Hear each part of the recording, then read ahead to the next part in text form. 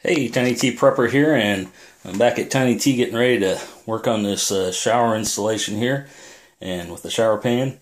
And what I gotta do first is tear out the old plumbing to it. What I'm gonna end up doing, get that light here, is cut off down below here, where it's a little bit cleaner below the joints, and it's still straight, so I can get a good connection. But I got the water shut off. That's important. Make sure you get your water off first before you do anything. And I've opened up some of the other drains around the house to make sure it's all drained out, so I have less water come out when I cut these pipes. You might have a little bit come back in, but for the most part, shouldn't be too much. I have an outside faucet I turned on that's lower than these, so hopefully that's drained most of that out. Don't forget to close them when you go turn your water back on after you get everything connected. But anyway, that's the first step. You take all that out, and it's all going to be replaced all the way up there. So anyway, I'll get that tore out, and we'll go from there. Alright, got the pipe cut out of there now and all the old stuff removed. Now to do that, a couple tools that you'll need. One is a pipe cutter, and this one from Rigid. Pretty nice one. I've had several over the years. I don't know if any of them are real cheap, but some are cheap. But this one, probably just a little bit more. And I really do like this one. It's small, and you can fit it into small places to cut around a pipe, 1/2 inch or 3/4, whichever one you're using. This will do both. But real nice tool. Just put it on there, you tighten it down, then you turn it around on the pipe, and then tighten it down again until it's tight, and just keep doing that, and it'll eventually cut right through the pipe and give you a nice clean cut on there. So this works real well. And then the other thing you'll need when you're joining pipe with any kind of connection is a tool to clean the end of that pipe, and that's what this is here. They got a couple different kinds. What it has in there, some wire brushes, and that just goes on the end of the pipe here, like that one. Just shove it down in there and just twist that. You can see how shiny that is. That's because I put this on there and turned it around and cleaned it. Now another kind they got that does the same thing as this one. This is for 3/4 inch and 1/2 inch. The one I got here is just for 1/2 inch. This one here, I have another one that's a little bit larger for 3/4, but this one has both of them in one.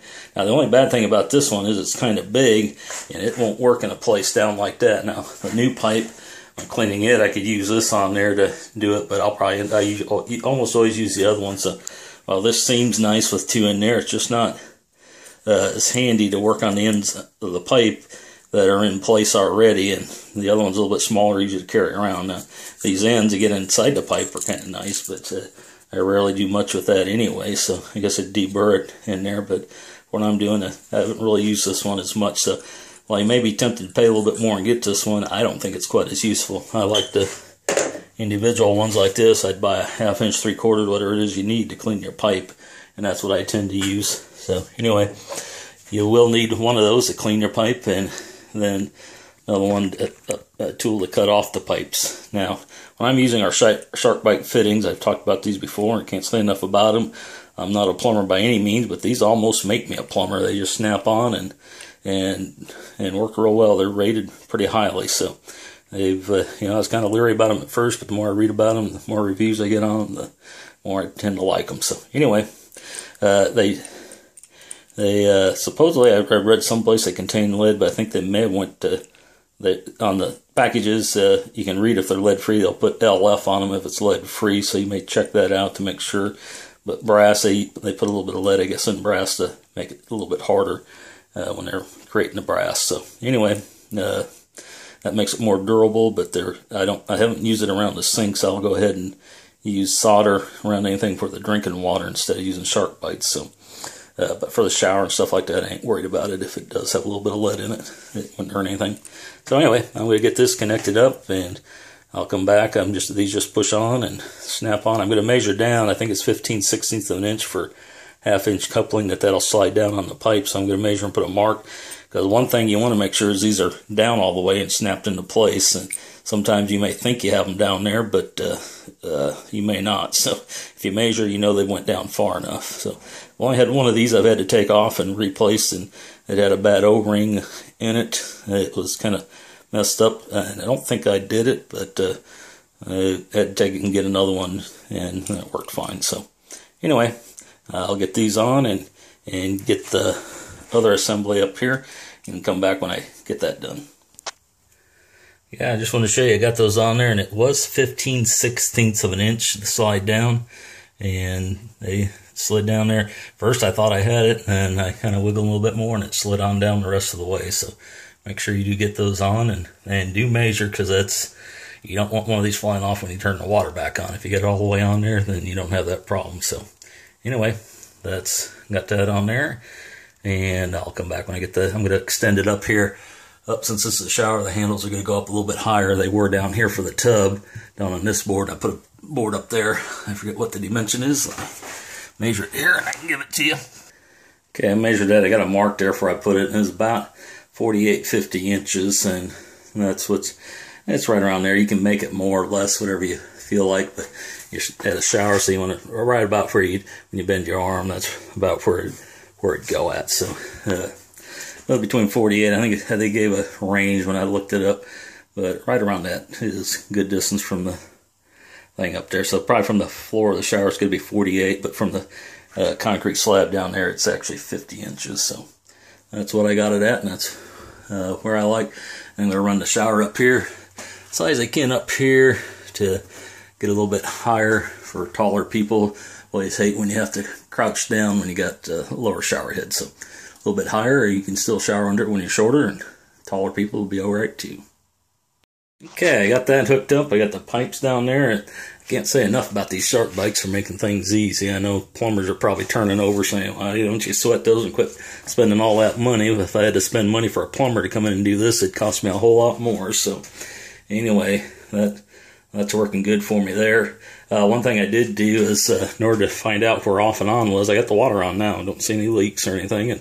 But what I did do is I had my sister here helping me this weekend, and she's out on vacation, so I put her to work on her vacation. Isn't that nice? But anyway, I got this hooked up and had her go turn the water on. Well, I made sure I had the other part of the faucet here that turns that on and off. I had it on there and made sure I found out where off was on that. So I do have a little water that came out of there when I had this turned on, adjusting that to get it to the off position, and before I got everything else hooked up on it. But anyway, that worked real slick there.